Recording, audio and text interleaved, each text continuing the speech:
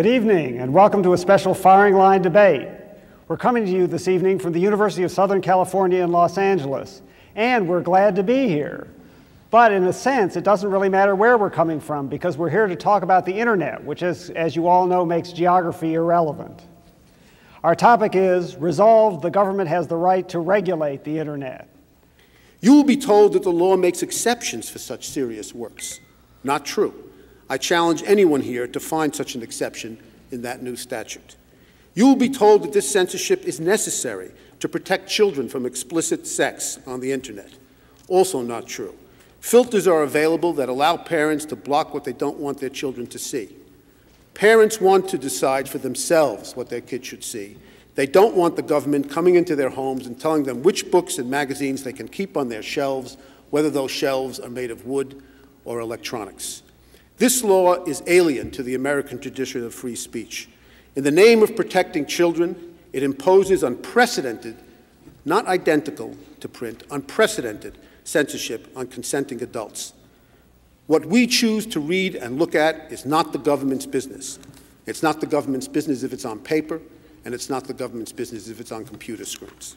Thank you. The greatest task of civilized society is to push it away from the mainstream. The internet allows it to become part of the mainstream.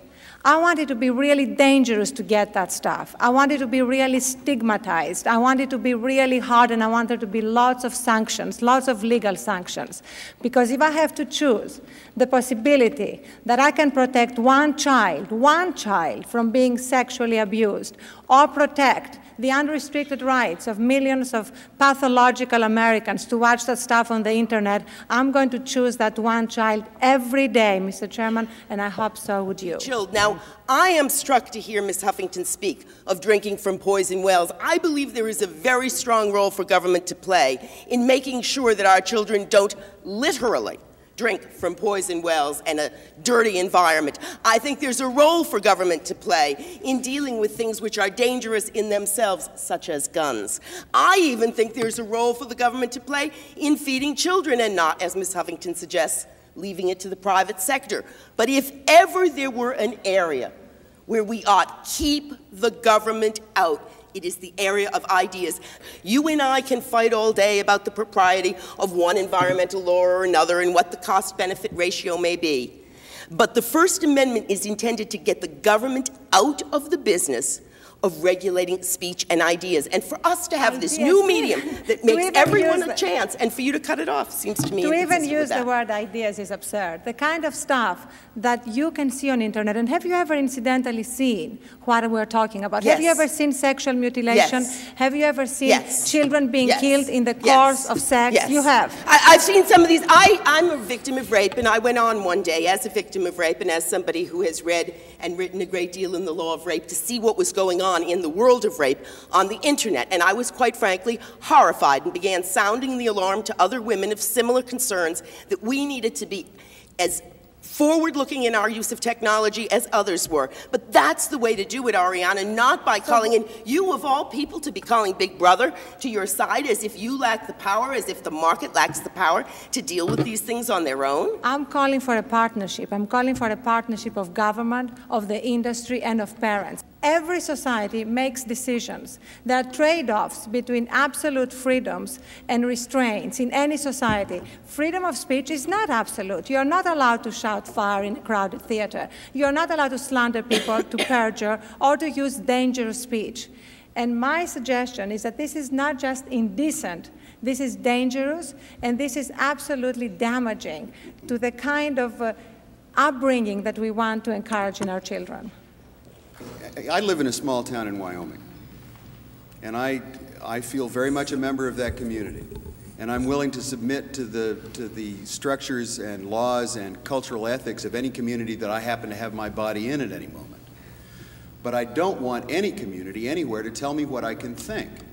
And cyberspace is a place of the mind.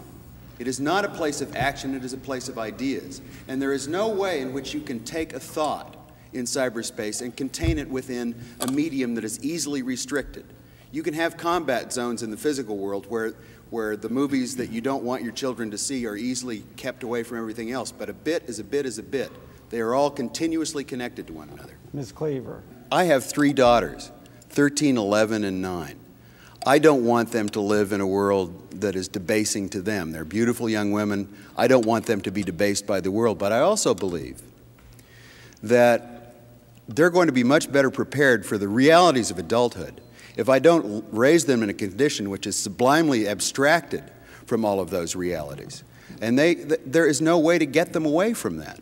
I'm not going to try to make cyberspace a place that is different from the rest of the world. If I don't want my kids to like pornography, I'm going to raise them to find it as distasteful as I do.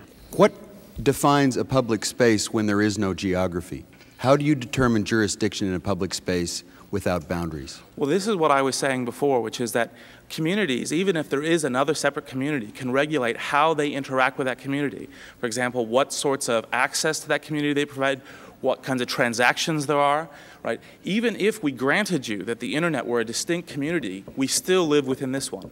Thank you very much. The problem we're confronted with is, why do we want to support a law that has 2 piles, that criminalizes 2 piles of literature, one which we want to criminalize and which is already criminalized, and the other which we do not? Why do you feel compelled to support that? Question, yeah. Yes. Why do you feel compelled to support that? In the first place, I'm extremely confused because a moment ago, did you all notice, he seemed to say he had no objection whatsoever to current obscenity laws. He simply objects to the word indecency drafted onto this particular act. Well, I got up hours ago and said, I'm not here to defend everything in this particular act to the extent that it's dumb. I'm against dumbness. Judge Buckwalter suspended the law last week on the grounds that the word indecency was too vague. But I think it's an important day when Mr. Glasser says the other obscenity laws are okay. For children, so therefore, Bill, he does grant that laws that define obscenity, which he evidently backs, ought to apply, reasonably apply to all media. The question is, ought they not to apply to internet? We say yes. No, then you are compelled to oppose not just a little provision, but this whole law, because that's all the law does, is extend it out beyond print. The government has conceded that this law would be unconstitutional if it applied to a book. What you said was the word indecency doesn't belong there because it's too vague. I'll take your word for it. Let the definition be clarified, but let's acknowledge that the government does have a right to regulate internet. Go ahead. Do you think that you can take a venue where there is really no difference between one form of thought and its expression and another form of thought and its expression and regulate one kind without regulating all of it? There are contentions in the age of the cyber world, and one of them has to do with encryption. Louis Freeh, the head of the FBI, wants to limit U.S. producers to 40-bit encryption technology and to require them to give the key to their technology to government security agents, a proposal embodied in the Oxley-Manton Amendment to a House bill. To convey a sense of it, the French can distribute encryption products with 128-bit key length, which is considered unbreakable by today's computing intelligence. The internet works in ways, because of packet switching and encryption, far different from, say, the circuit switch telephone system, which, with valid court orders, of course, the FBI can go intercept a conventional telephone call if they know point to point where it's originating and terminating. That doesn't work that way on the internet. But even so, the FBI is certainly pushing hard to try to find ways to break these tight encryption schemes. They're very afraid of them. I don't think that I, as a private citizen, if I haven't broken any law, am prohibited from having a private conversation with another private citizen without any intervention, court-ordered or not. Now, wait a minute. You would deny the authority of a court to authorize somebody to open your mail if, let's say, you were a suspected kidnapper? No, but I said I was not a suspected kidnapper. You see, the argument here is that somehow or another they're presuming guilt because they're taking the key in advance. That's what I'm arguing against. Now, there are ways, by the way, because I do want to make sure you understand. I am sympathetic to the FBI's issues on terrorism, anti-terrorism, certainly against child pornography, and whether it's over the internet or over the U.S. mail. and certainly understand their role in enforcing the law. So I'm not opposed to that. I'm just saying that the method they're choosing here goes way beyond the requirements of law enforcement, and there are other ways to get to their ends without taking this method. That it's on the order of comprehensively opening everybody's mail on the ground that somebody might be engaged in mischief, instead of showing reasonable cause why this particular letter should be opened. It would be like them saying, I want everybody's file cabinet key, just in case one of you is a bad guy and I want to get your file, or your home key. Look, certainly your home key, the key to your house. You have a key to your house? You wouldn't want necessarily to have everybody give their key to the fire department just in the event that they want to get in your house when the fire comes. But the fact is, it's relatively easy to break down the door to your house when the fire comes. It's not easy to break into tight encryption software. So they're saying we need it in advance. Well, I question that. There are people here who want to take this 800-pound dove we have nurtured in the internet and lead him down the stultifying encumbrances of bureaucratic life, the awful toxic seeds of taxation. They cannot stand to see an enterprise magical in its achievements and potential proceed unleashed by that old parasite, the tax. They will tell you that the expenses of government need to be borne by somebody, to which there are several comments, among them, reduce the expenses of government. They will tell you that some people are unfairly damaged by interstate commerce, to which we reply that there are some people unfairly damaged by the maldistribution of beauty, brains, and sunny skies. They will tell you that there is no reason to tax Molly Jones' bookstore and not tax Amazon.com, to which we reply that there was no reason to tax Molly Jones. And if she moved her store to Oregon, the state that gave us my colleague, Senator Wyden, the author of the existing law decreeing a 3-year moratorium on new taxes on the internet, she wouldn't be paying any sales tax. We believe, some of us, in free trade. The nearest we can come to free trade is the elimination of obstacles to free trade. In our federal structure, we have tax conditions which can justifiably be described as chaotic. No sales tax in New Hampshire, no income tax in Oregon, no death duties in Florida. There are 30,000 jurisdictions in the United States. And are we proposing that L.L. Bean figure out what taxes should be paid by the man who orders a pair of boots in Washington, Wisconsin? So it goes, states are free to devise such means as they wish to enforce use taxes. They must not prey on vendors out of state and should restrain from the temptation to ask Congress to do so. So let us record here tonight on this hallowed ground that the correct instinctive response to any invitation to levy yet another tax should be no, don't do it. Let the internet sprout its vast riches unhindered. Arrest now any impulse to restrict the greatest boom to the general distribution of knowledge since the idea of the public library 200 years ago. Mr. Chairman, stop them dead right now tonight and mark your glorious deed in your gravestone. A, they take a zero-sum approach to the economy. That a book sold over Amazon.com is a book that won't be sold somewhere in Oxford, Mississippi. I reject that totally. Book sales are up, and they will be even greater. The internet today in America has boosted the economy, according to the Commerce Department, by more than 1/3. What has that done? That's led to tax revenues coming in to the state of Mississippi from businesses all over this great state. The internet growth has led to the budget surplus of the states, the budget surplus of the city of Dallas, and we have their fine mayor here today. And in my opinion, we've got to keep our eye on the ultimate goal of the economy, which is to grow it, make that tide to rise that can lift all boats, and where boats are on the bottom of the harbor or sunk, that's where it is important to have an educational system, a welfare system, job creation effort, and I believe that technology in America is going to take us into the 21st century, the most exciting time in the history of the world to be graduating from Ole Miss. In 1995, when the first e-commerce transaction began to take place, state revenues from sales taxes were $132 billion. Guess what they were last year? $160 billion. Revenue from sales taxes are going up, not down. And to strangle this industry at this moment is a big mistake. So let me ask you a question, Mr. Mayor. If the power to tax is the power to destroy an industry, and what do you do in Dallas if the fire truck doesn't come and your economy has gone into a recession where you don't have the revenue? It's the internet that's going to produce the revenue.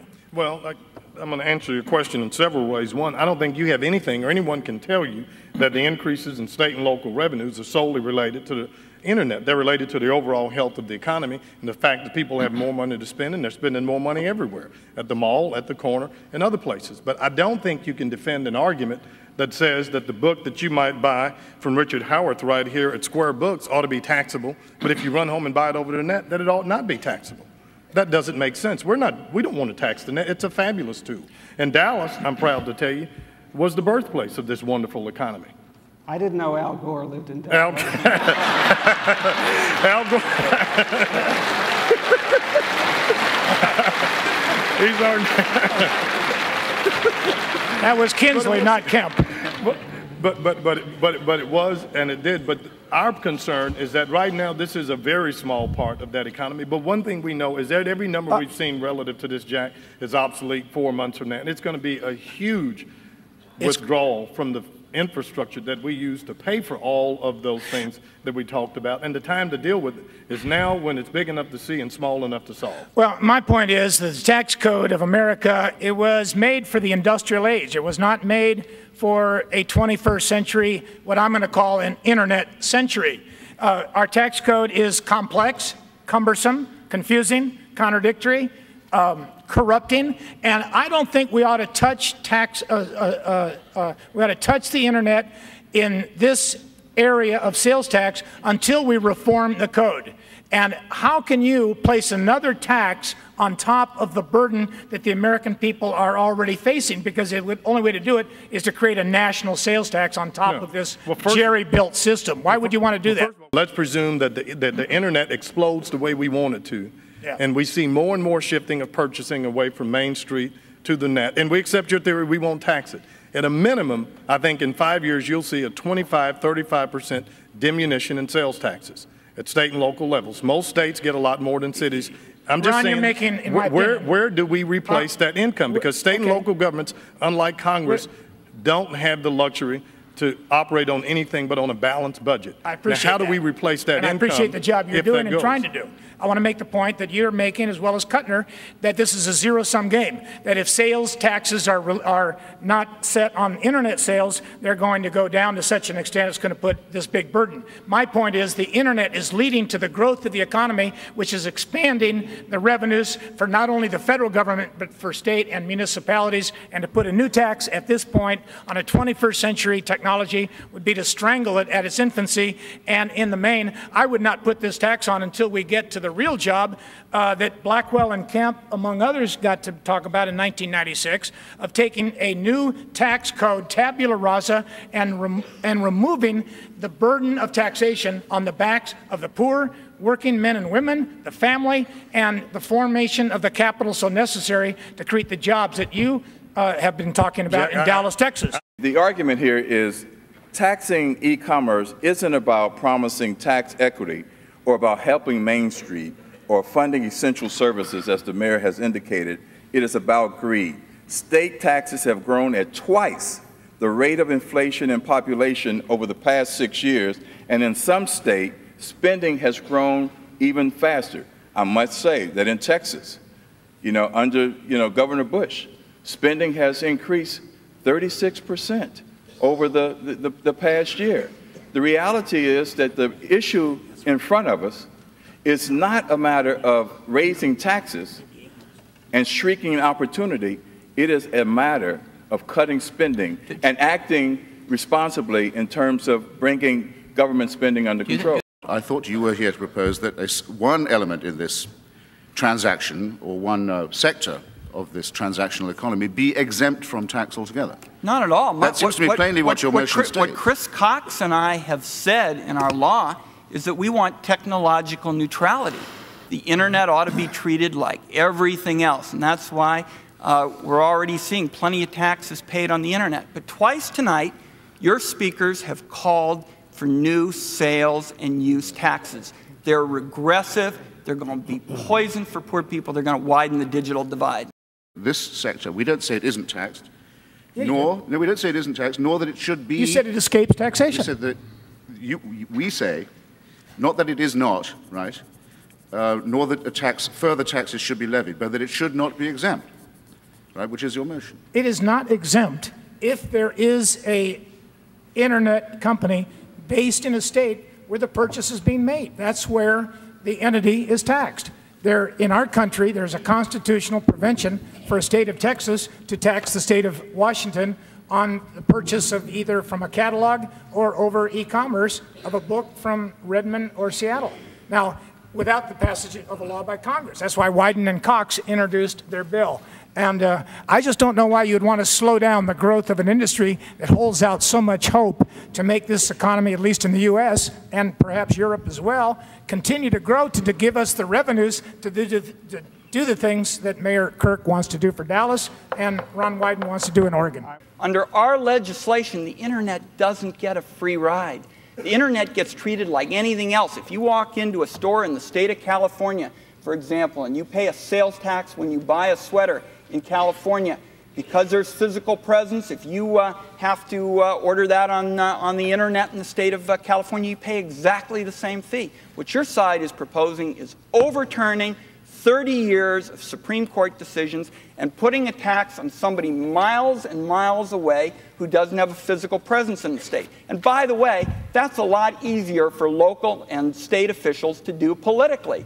They don't have to make tough decisions at the local level because they can go out and chase down somebody who put up a web page thousands of miles away and doesn't even vote for them. This is a historic moment. The last opportunity anyone will have to question William F. Buckley, Jr. on firing line. Bill, I know you don't like taxes at all, but if, for the sake of argument, you do have a local sales tax of 6 or 7%, and there are two stores next to each other, would it be reasonable tax policy to have the sales tax if you went to the one store, but not to the store next door? Do you want me to think about that? Well, take your time. No, don't take your time. No more rhetorical questions. Go ahead. Well, is that a yes or a no?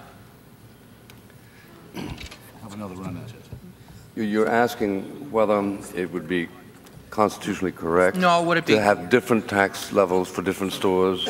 Yeah, same block, two stores, they sell the same goods. Would you tax one and not the other? I think there must be some sophistication here that I can't perceive, because it seems to be obviously no. Well, if it doesn't make sense to tax the one store and not the other on a main street, why does it make sense to tax the Main Street store and not the same product if you buy it online? Well, because we have a democratic system. And that democratic federalist system allows individual jurisdictions to decide how much tax they want. In Oregon, there's no tax. Now, are you saying that there ought to be a tax in Oregon? The people in Oregon don't want a tax. They have an income tax. And the people in Washington don't have do have a sales tax, don't have an income tax. Now, you may think that's kind of silly, but so is the idea of 50 states being silly. That would be a logical extension of your thinking. I've waited so long to have the chance to be questioning you that I now am suffering stage fright for the first time in my adult life. But I did want to ask you, you must have in mind some great historic case. I would be surprised if you did not. Some grand historic episode in the history of capitalism where an obviously successful and burgeoning and otherwise liberating and empowering business was destroyed by penal taxation. I don't. And never breathed again. I don't. No, I didn't think you did. Okay, but without it, you must wish you did, I have a feeling. Can I ask you, do you wish there was such an example? You know, I think you've just disproven Sigmund Freud, because Freud argued that when people kind of looked at anything, they thought of sex, and when you look at anything, you think of tax cuts. And there really is more to life than tax cuts. Policy, tax policy, regulatory policy, and trade policy. He has a very full fantasy life. Regulatory policy, tax policy, monetary policy. going back to your argument that collecting this tax would just be a piece of cake and wouldn't be any particular problem, again, we've talked to the big credit card companies, the big technology experts, and they say the software doesn't exist to do this today, to make the distinctions between profits and nonprofits, to look, for example, in New York State, they don't tax Twix bars sold in a box because they're considered cookies, but they do tax Kit Kat bars because they're considered candy. What you're proposing is totally, my proposal is to move to Texas where the taxes are simpler and we have no income incapable, tax. But totally incapable of implementation Senator, today, and I'd like to see some evidence that would indicate otherwise. I think you're, I mean, this debate should be more than did not, did too. But I can assure you there are a number of brilliant entrepreneurial young people out there that have programs that are available in every state right now that can in fact do that. And we can do that in a way that it poses absolutely no burden to that small retailer that I want to protect and I know you want to protect. You said a moment ago that there was now commerce in Cadillacs because that way you could avoid the state tax. You did say that, didn't you? I actually didn't, but let's assume for the sake of argument that I did. Well, Cadillacs or catalogs? What's that? Cadillacs or catalogs? Well, I heard the word Cadillac. No, I was saying catalogs. Well,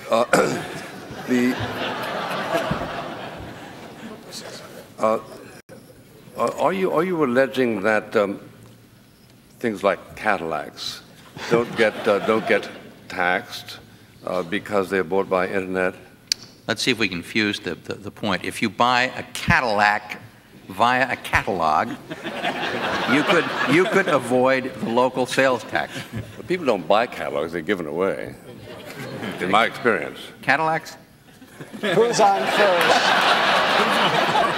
And the use tax says that anything that you purchase from out of state is taxable at the local rate.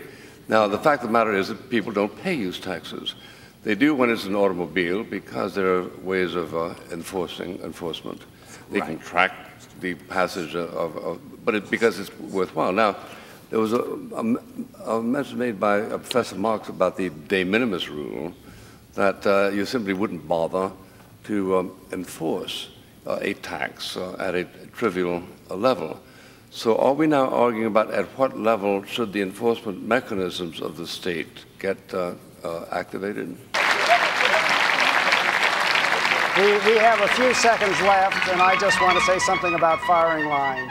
In 1966, when it started, there was nothing like it on television. People didn't discuss public affairs and ideas. And now you spin the dial, and there's all sorts of shows discussing politics and public affairs and ideas. There's still nothing like firing line. And you're not responsible for some of the things you spawned. Thanks very much, Mr. Buckley, Warren Stiebel, the producer, and of course the University of Mississippi. Good night.